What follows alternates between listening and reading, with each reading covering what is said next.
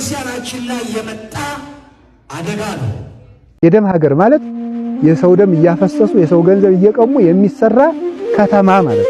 ሀገርን በደም ለሚሰሩ ሰዎች ወዮላቸው። ሀገርን በደም ለሚሰሩ ማለት ሰው ገለው ድንበር ለሚያሰፉ፣ ሰው ገለው ከተማ ለሚያስፋፉ፣ ሰው ገለው ቤተመንግስታቸውን ለሚሰሩ፣ በሰው ደም ቤት ለሚሰሩ ባለስልጣናት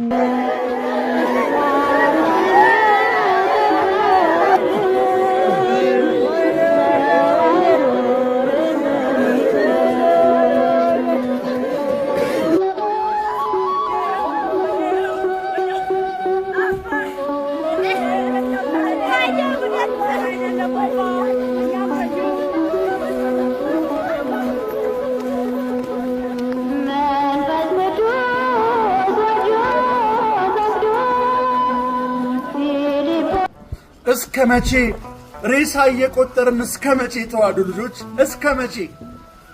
የተሰማው ነገር እጅግ ያሳዝናል። በዙቃላ ደብረ ከዋክብት አቡነ ገብረ መንፈስ ቅዱስ ገዳም ባለፈው ዛሬም አባቶች ተገድለዋል። የአባቶች መገደል አይደለም፣ መነኩሴ ድሮም ሲመነኩስ የሞተ ነው። መጽሐፍ እንዲህ ይላል፣ ነፍስን መግደል የማይችሉትን አትፍሯቸው ይላል። እስከመቼ ግን አባቶችን በመግደል ገዳማትን በማቃጠል ቤተክርስቲያንን በማፍረስ እስከመቼ? እኔ አሁን የአባቶቻችን መሞት አይደለም፣ ለምንድነው አባቶቻችንን መግደል ያስፈልገው? ለምንስ ነው አባቶቻችን ማገት ያስፈልገው? ይሄ ነገር እስከመቼ ነው የሚቀጥለው? ኦርቶዶክሳውያን በጋራ ካልጮህን፣ በጋራ ካልቆምን ሞታችን ይቀጥላል። ይሄ መከራችን ይቀጥላል። የሚመለከተው አካል አሁንም ዙቋላ አቡነ ገብረ መንፈስ ቅዱስን ገዳም መጠበቅ ይገባዋል እላለሁ። ይህንን ማድረግ ካልተቻለ በዛ አካባቢ ያሉ መነኮሳት ሁሉ ገዳሙን ጥለው እንዲወጡ ነው ማለት ነው የተፈለገው። ስለዚህ ይህንን የሚመለከተው ሁሉ ጉዳዩን በትኩረት ሊከታተለው ይገባል። ታላቁ ገዳም ዙቋላ አቡነ ገብረ መንፈስ ቅዱስ ገዳም በዚህ መልኩ አባቶች አሁንም መሰቃየት የለባቸው።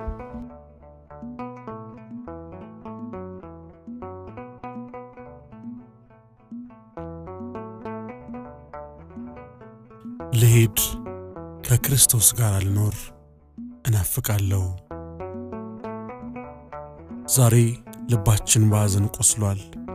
ነፍሳችን በታላቅ ብርታትና ተስፋ ተሞልታለች። የኢትዮጵያ ገዳማዊ ሕይወት ምሰሶ፣ የመናንያን አባት፣ የብዙዎችን የንስሐና የሰላም ምንጭ ሆነው ዙቃላ አቡነ ገብረ መንፈስ ቅዱስ ቅዱሳን አባቶቻችን በሰማዕትነት ማረፋቸው በጥልቅ ሐዘን ምክንያት ዛሬም በሐዘን ላይ ነን። ልሄድ ከክርስቶስ ጋር ልኖር እናፍቃለሁ። የቅዱስ ጳውሎስ መልእክት ወደ ፊልጵስዩስ ሰዎች ምዕራፍ 1 ቁጥር 23 የሚለውን የሐዋርያው ቅዱስ ጳውሎስን ቃል በሕይወታቸው መዝሙር የፍጻሜያቸው ማህተም ሆነ። አበው ወደ ገዳም የሚሄዱት ዓለምን ንቀው ምኞትን ገድለው ነፍሳቸውን ለእግዚአብሔር አሳልፈው ለመስጠት ነው። በገዳም የሚኖሩት ምድራዊ ክብርና ሀብት ፍለጋ አይደለም። ጤዛ ልሰው ድንጋይ ተንተርሰው የሚኖሩት ሥጋቸውን በመንፈሳዊ ተጋድሎ አስገዝተው ለመላው ዓለም ለሀገራቸውና ለወገኖቻቸው ለመጸለይ ነው። በጸሎታቸው ኅብረት ምድራውያን ዓለም ከመለኮታዊ ዓለም ጋር የሚያገናኙ ድልድዮች ናቸው ገዳማውያን። የእነዚህ ቅዱሳን አባቶቻችን ሕይወት በብሉይ ኪዳን የኤልያስና የዮሐንስ መጥምቅ ሕይወት የሚያስታውስ ነው። በረሃ እንደተመረጠ ስፍራ ሁሉ ገዳማትም ለእግዚአብሔር ድምፅ ለመስማት ከዓለም ርቆ ለመኖር የተመረጡ ቅዱሳን ስፍራዎች ናቸው። የዙቃላ ገዳም ሰማዕታት ሞት ማቆሚያ ያጣ ሐዘን። የዙቃላ ገዳም በመናንያን አባቶቻችን ላይ የተፈጸመው ግፍ ማቆሚያ የሌለው የአበው ሞት ነው።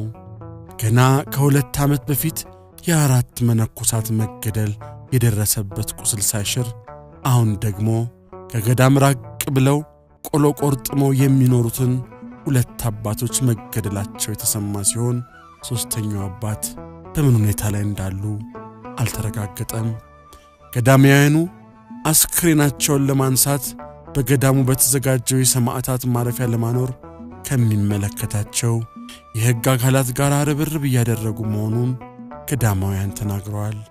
ይህ ድርጊት በገዳማዊ ሕይወት ላይ የተቃጣ ጥቃት ብቻ ሳይሆን በእግዚአብሔር መቅደስ ላይ፣ በሰላም ላይ፣ በሰው ልጅ ክብር ላይ የተፈጸመ ወንጀል ነው። የኢትዮጵያ ኦርቶዶክስ ተዋሕዶ ቤተክርስቲያን የበርካታ ሰማዕታት ደም የተከፈለባት ቤተክርስቲያን እንደመሆኗ የዝቋላ ገዳም አባቶቻችን የመጨረሻዎቹ ሰማዕታት አይሆኑም። ደማቸው ለቤተክርስቲያን መሠረት ሲሆን ለአዲስ ትውልድ የእምነትና የጽናት ችቦ ይሆናል። ይህ የቀጣዮቹ ሰማዕታት መካነ መቃብር ነው። መጋቢት 5 በዓልን ለማክበር ወደ ዝቋላ ገዳም በሄድንበት ወቅት 3 የተዘጋጁ መቃብሮችን ማየታችን የአሁኑን ክስተት በትንቢት ያሳየን ይመስላል። ብፁዕ አባታችን አቡነ ጎርጎርዮስ የቀጣዮቹ ሰማዕታት መካነ መቃብር ነው ሲሉ በአየር ላይ የነበረውን የመንፈስ ጭንቀት ወደ ልባችን ዘልቆ ገባ። በዚያን ጊዜ አይባልም ጻድቁ በቃችሁ ይበሉን በማለት ተቃወምን። ሆኖም የጻድቃን ትንቢት በእግዚአብሔር ፍቃድ የጸና ነው። አሁን ደግሞ እነዚህ መቃብሮች የአበው ሰማዕታት ማረፊያ ሆነው የሰማዕትነት መንገድ እንደቀጠለ ያሳያሉ። ይህ ቃል የመንፈሳዊ ትግላችን ቀጣይነት ምልክት ነው። የክርስቲያኖች ስደት፣ ሰማዕትነት ከዘመናት ሁሉ የነበረ ነው። ጌታችን አምላካችን ኢየሱስ ክርስቶስ ዓለም ብትጠላችሁ እኔን ከእናንተ በፊት እንደጠላችኝ እወቁ ብሎ በዮሐንስ ወንጌል ምዕራፍ 15 ቁጥር 18 ነግሮናል። የሐዋርያት ሥራ መጽሐፍ የሰማዕቱ የቅዱስ እስጢፋኖስን ጨምሮ የሐዋርያትና የሌሎች ክርስቲያኖችን ስደትና ሞት ይተርካል። እነዚህ አባቶችም የዚህን የሰማዕታት ሰንሰለት ቀጣይ አካል ሆነዋል። ሞታቸው የፍጻሜ ሳይሆን ለሰማያዊት ሀገር መግቢያ፣ ለዘላለማዊ ክብር መድረስ ነው። የሰማዕታት ሕይወት ጽናትና ተስፋ፣ የሰማዕታት ሕይወት የምድርን ክብር ትተው የሰማይን ክብር በመሻት የተደረገ ተጋድሎ ነው።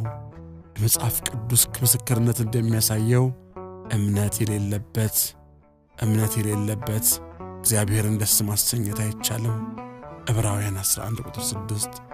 እነዚህ አባቶች በእምነት የጸኑ፣ በፍቅር የበረቱ፣ በሰማዕትነትም ያሸነፉ ናቸው።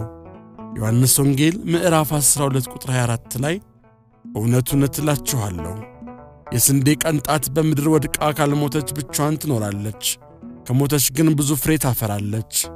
የአባቶች ደም ለቤተ ክርስቲያን እድገትና ፍሬያማነት መሠረት ነው።